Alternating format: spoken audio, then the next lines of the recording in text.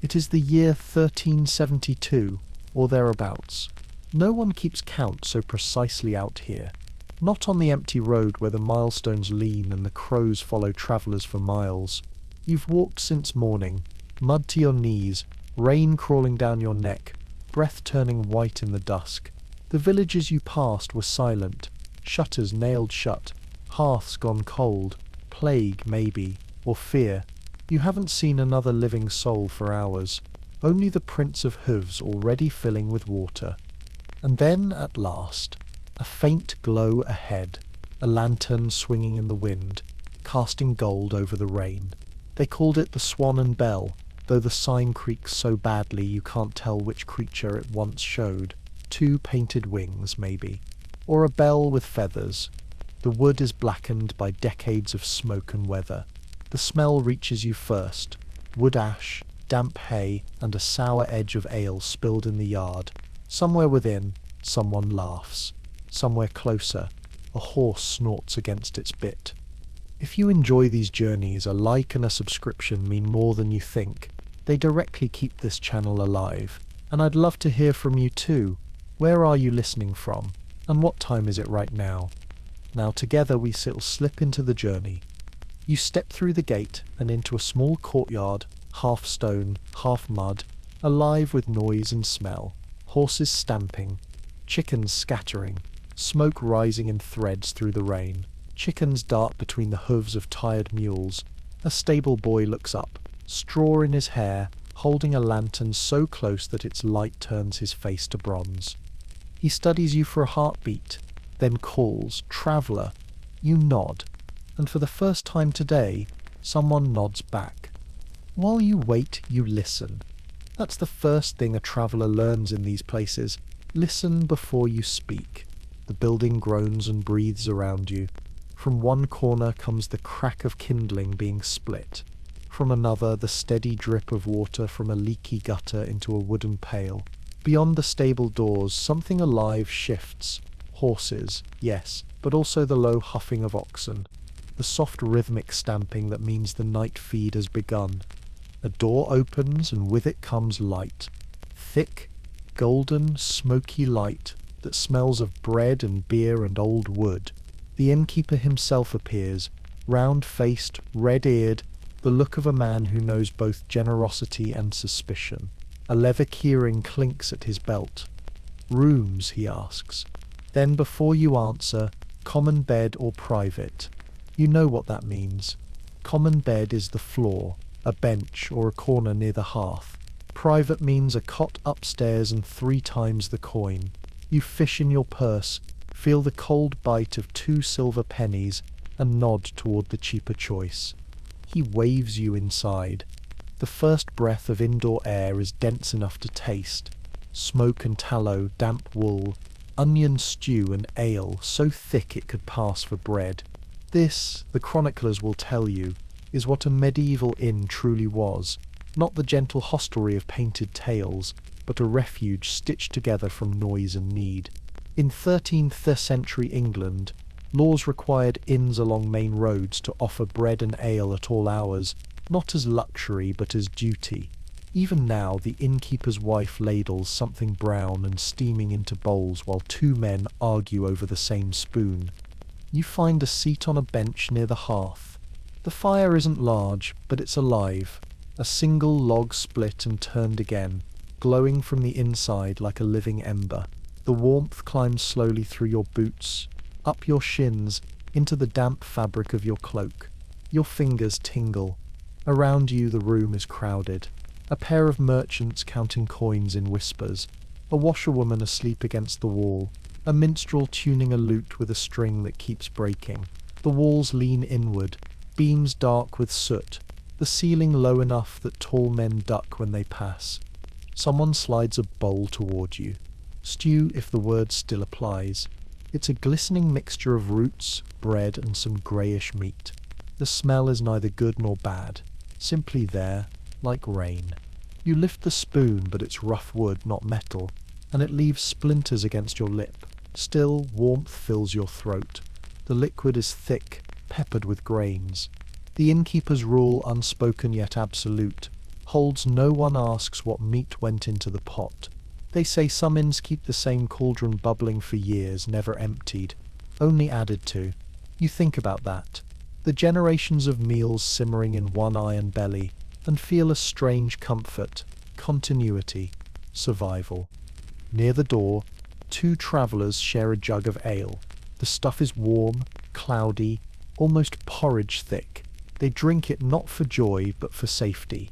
Water can't be trusted on the road, not in these centuries of disease and decay. Ale, boiled in brewing, kills what water carries. It's the medieval cure-all, the nightly medicine. And here, by the fire, its yeasty sweetness hangs in the air like sleep itself. A dog limps across the floorboards, one eye clouded, tail moving slow. It pauses beside your bench, sniffing your boots. A smear of mud, a drop of stew, good enough.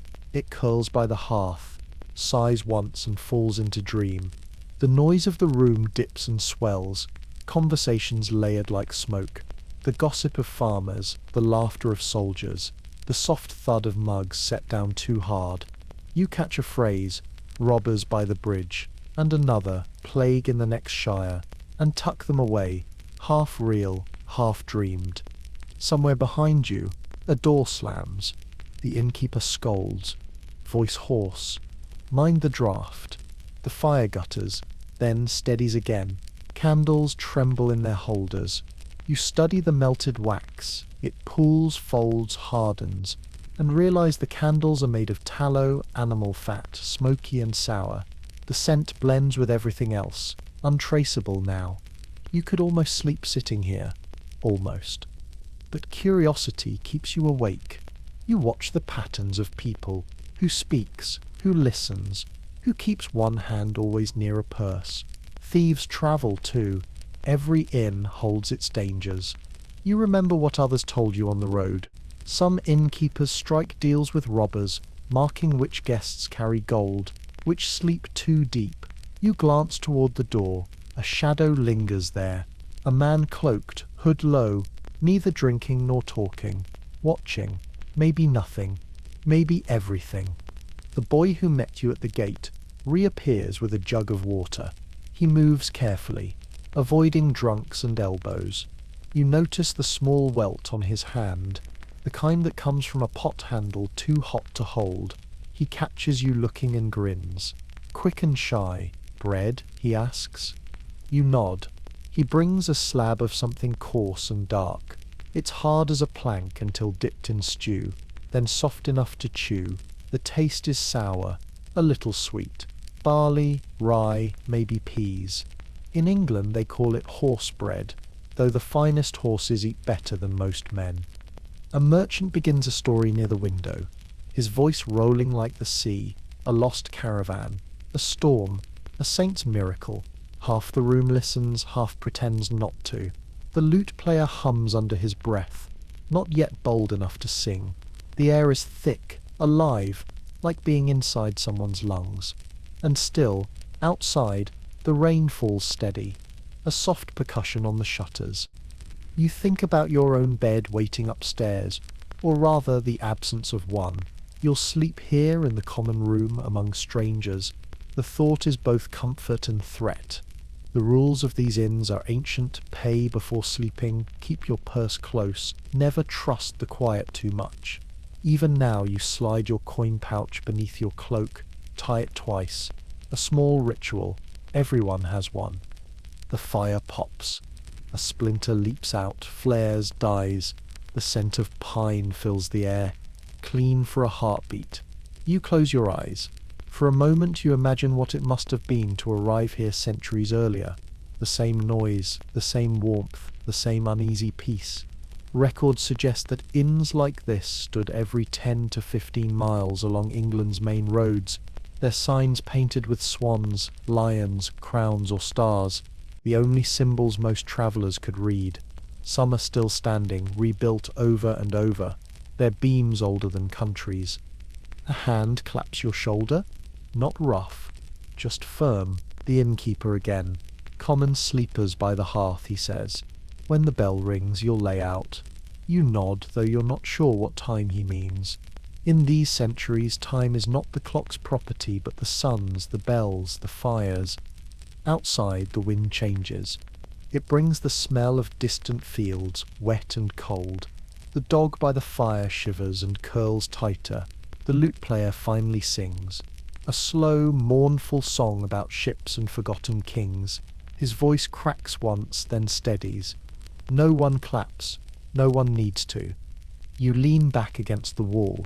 The wood is warm on one side, cold on the other. Somewhere upstairs a floorboard creaks under the weight of footsteps. Someone rich enough for privacy. Someone you'll never meet. You feel your eyelids grow heavy. The sounds blur. Voices into wind, wind into fire, fire into heartbeat. The rain outside softens to a whisper. The bell hasn't rung yet, but soon, very soon. The bell finally rings. A slow, cracked note that drifts through smoke and murmurs. The day's travellers shuffle closer to the hearth, tightening their cloaks, drawing their mugs toward them. The room has changed. What was chatter an hour ago is now the hush that settles when fatigue wins. The inn becomes a single breathing thing, the sound of mugs set down, spoons clinking, logs shifting, coughs swallowed by the fire's low hiss. You stir part of it now. You've eaten, drunk, and sat long enough for the warmth to sink through to your bones.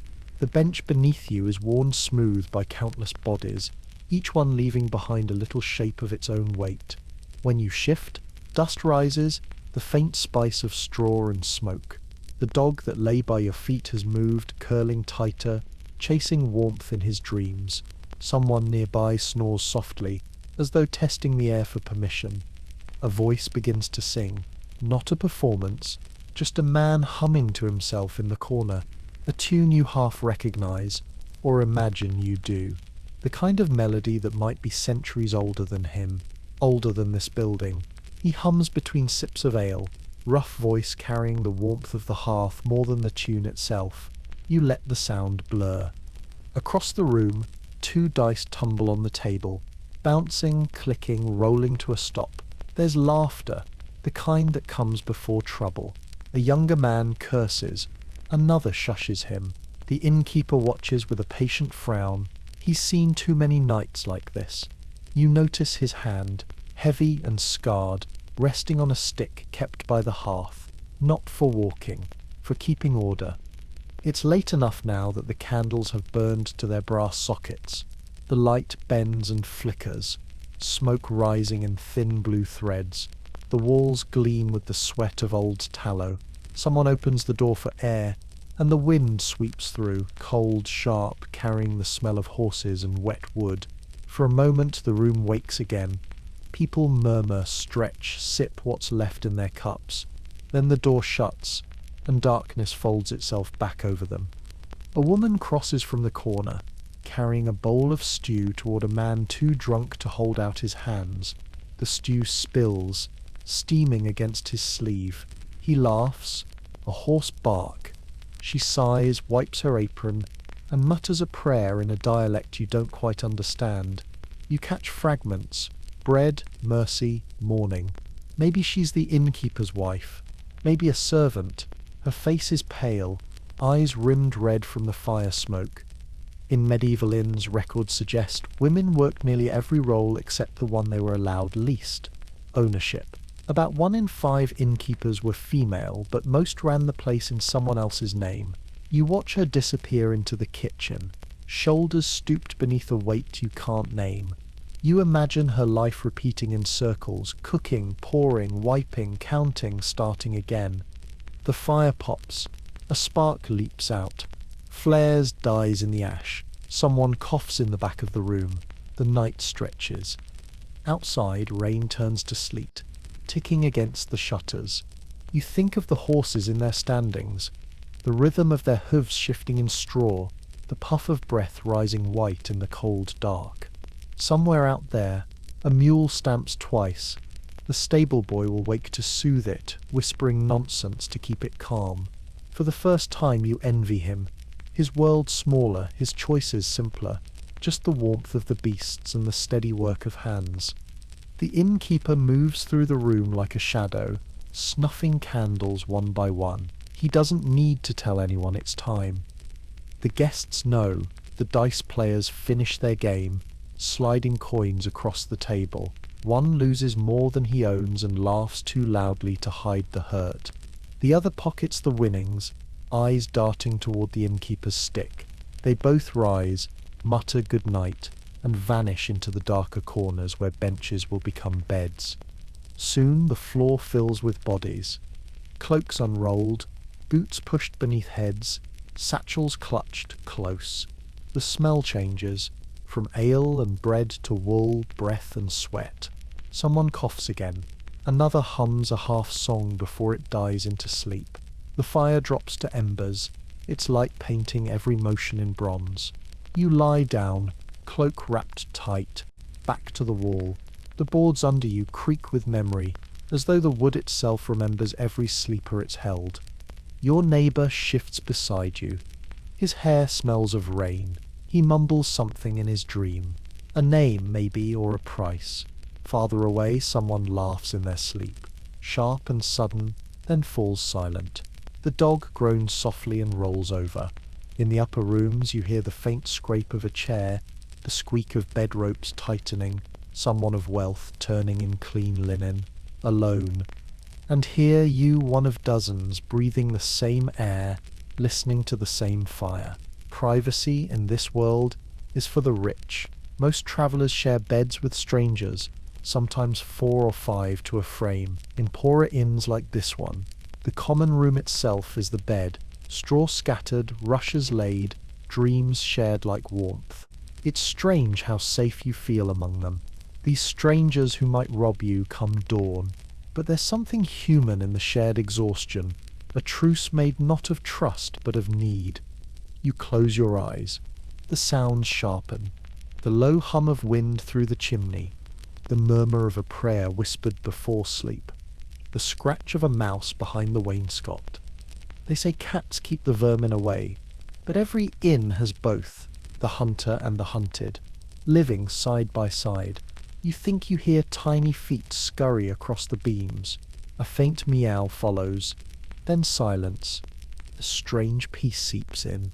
This is what historians rarely write about. The small mercy of warmth, of sleep, of not being alone. The world outside might be mud, hunger, or plague, but in here for one night there is stillness. The inn as a fragile bubble of safety in a violent age. Someone shifts too quickly and knocks over a cup. The noise slices the silence. A man swears. Another grumbles for quiet. The innkeeper's voice, low but firm, enough. The word rolls through the dark like a slow drumbeat. Even half asleep, people obey. Order returns. The smell of spilled ale fades into the damp floorboards. You drift again. In your dream, you're outside the walls, watching yourself through the window. The room glows, like a lantern held inside a living body. Faces flicker in and out of shadow. The drunk, the merchant, the boy, the woman with the tired eyes, each breathing, turning, resting in a tangle of borrowed peace. The fire, the centre of it all, pulsing red like a heartbeat. Then, a sound. A small one, real or imagined, the creak of a hinge. You half wake, eyes opening to darkness. A door at the far end moves just enough to let in a thread of cold air. A shape slips through, light-footed, steady. Someone returning late, or leaving early. You can't tell. You only hear the faintest rustle of straw and a whisper of fabric. Then the door closes again, and the night swallows it whole. You think of the stories told in daylight, of thieves who work with innkeepers, of purses vanishing from under sleeping heads. But you're too tired to move. You tighten your grip on your cloak, slide your pouch farther under your back, and let your breath slow again. If it was danger, it's gone now. If it was nothing, it's already forgotten. The hours slide by unseen. Somewhere far beyond the shutters, the curfew bell in town tolls once, its sound muffled by distance and snow. It marks the law that no one here follows, no noise after 10. But the inn is still breathing, still murmuring. Even sleep has its own voices here. You dream again. This time of travel, roads that never end, fires that never die out. The inn repeats, shifting shape, its walls made of stone, then timber, then straw. The people inside change faces. Peasants, monks, sailors, soldiers, all stopping for a night, all gone by morning. You realize that the inn isn't a place at all, but a rhythm, the eternal pause between two journeys. When you wake again, it's quieter. The fire has fallen to ash. Only one candle burns, its wick drowning. Your breath smokes in the cold air. The dog has moved closer, paws twitching. You hear the faint scratch of quills. The innkeeper, already counting, keeping his accounts by starlight. Bookkeeping was a duty, not a hobby. Some inns even hired local scribes to record their earnings for the lords or abbeys that owned them. You wonder how many nights like this one. He's written into those ledgers, same names, same size, different faces. You shift, careful not to wake anyone. Your shoulder aches where the wall pressed it. Your cheek smells of smoke. You listen once more. The room is a forest of slow breathing, dozens of strangers sharing a single dream of warmth. Somewhere outside, the first rooster calls. Not dawn yet, but close. And already you can feel the chill returning, the pull of the road beyond the gate, waiting. If you enjoy these journeys, a like and a subscription mean more than you think. They directly keep this channel alive. The first light comes not from the sky, but from the hearth. Someone, half asleep, stirs the ashes, and a faint orange breath returns to life. It glows against the faces of those still sleeping. Travellers, merchants, beggars, all lined in uneven rows like driftwood after a storm. You blink awake to the faint taste of smoke and cold iron. Your body protests every movement. The straw beneath you is damp from breath and spilled ale. The room smells of sleep, wool, sweat, and the sour ghost of last night's drink. The inn wakes slowly, like an animal rousing its limbs. A groan here, a cough there, boots scraping against the floorboards. Someone mutters for silence. Another laughs hoarse and brief. The dog lifts its head, blinks once, then lowers it again.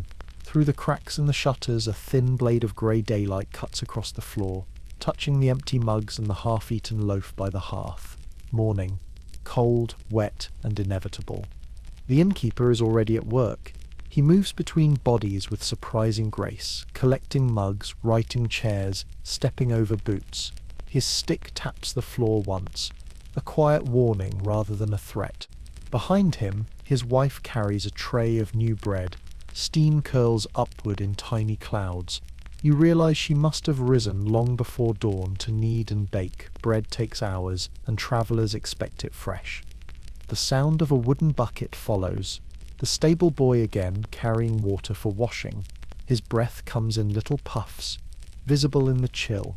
He sets the bucket down with a grunt, sloshing half its contents onto the floor. Morning water, he says to no one in particular. The few who are awake nod thanks, cupping their hands to splash their faces. The shock of cold wakes you faster than any sunrise. It smells faintly of metal, drawn from a deep well behind the kitchen. Somewhere above, floorboards creak. The guests from the upper rooms begin to stir, those who could afford linen sheets and separate walls. You hear the faint clink of a jug, the trickle of water poured into a basin, a sneeze, a muffled curse, privacy. Even here is a thin luxury. The walls are made of timber and habit, not silence. You pull on your cloak, stiff with dried mud, and sit up. The innkeeper catches your eye and nods. Bread and ale? He asks. You nod back. There's no other breakfast.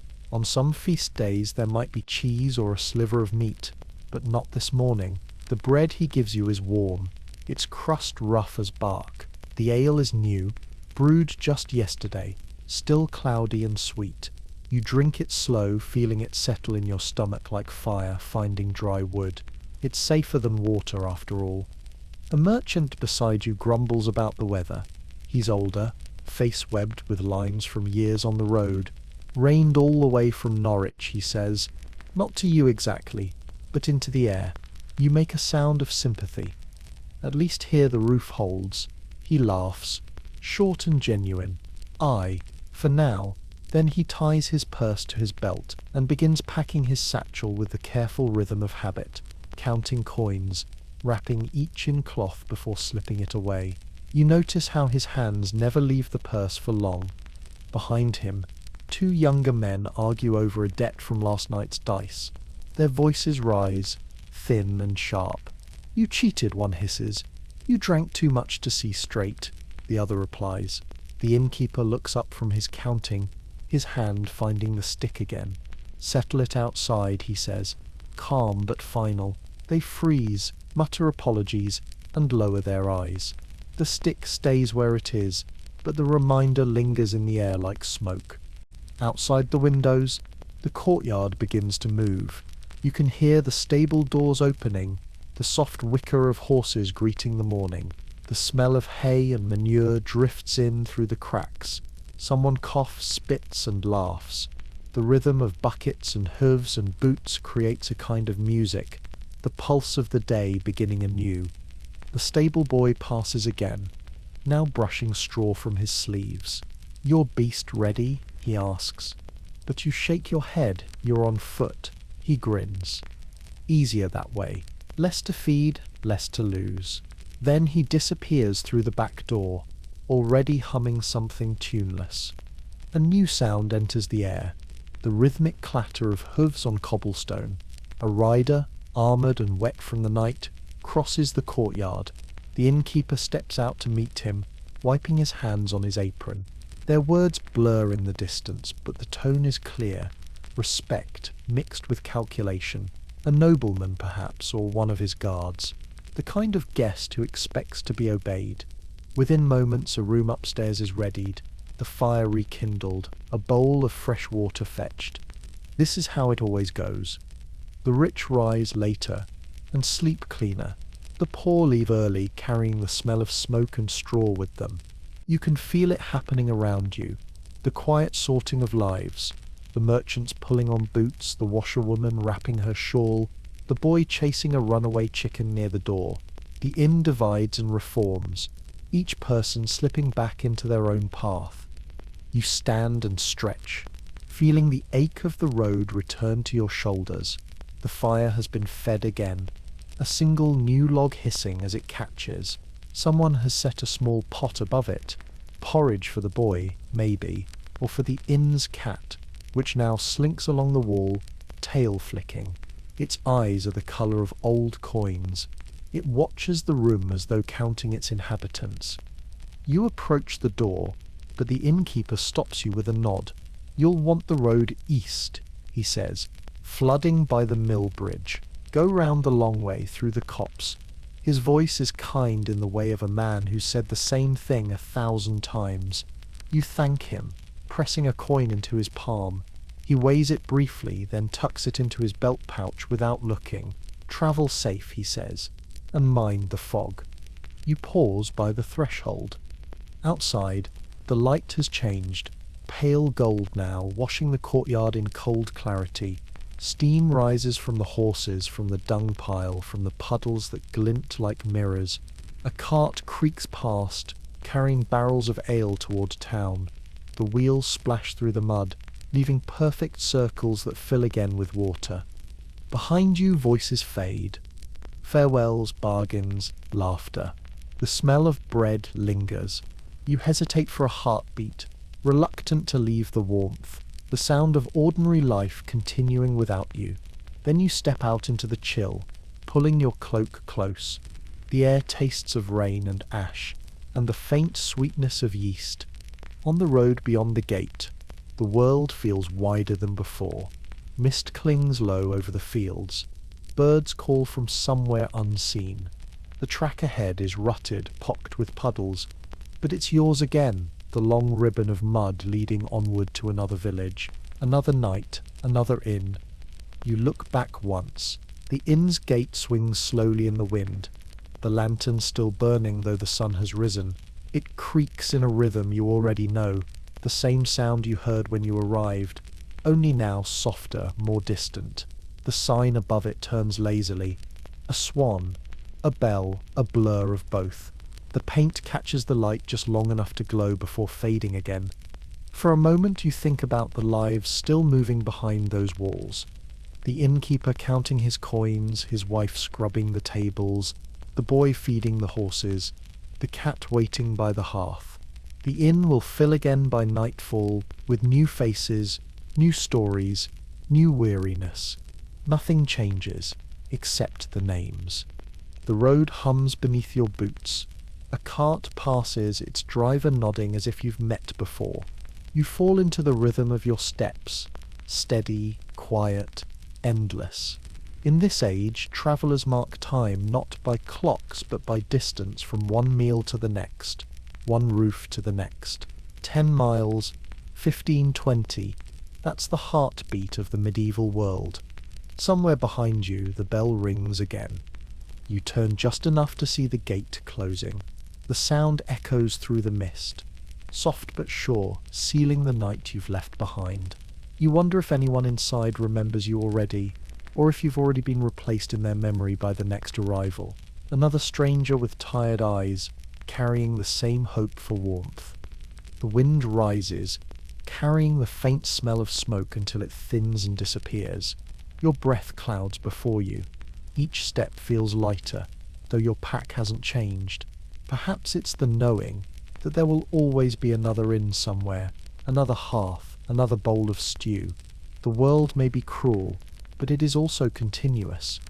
You walk until the sound of the bell fades. The fields open wide, their frost catching the first true sunlight. You think of the woman's tired hands kneading dough, the boy's laughter, the dog dreaming by the fire. They are all behind you now, folded back into the hum of history. For a moment the road feels utterly still.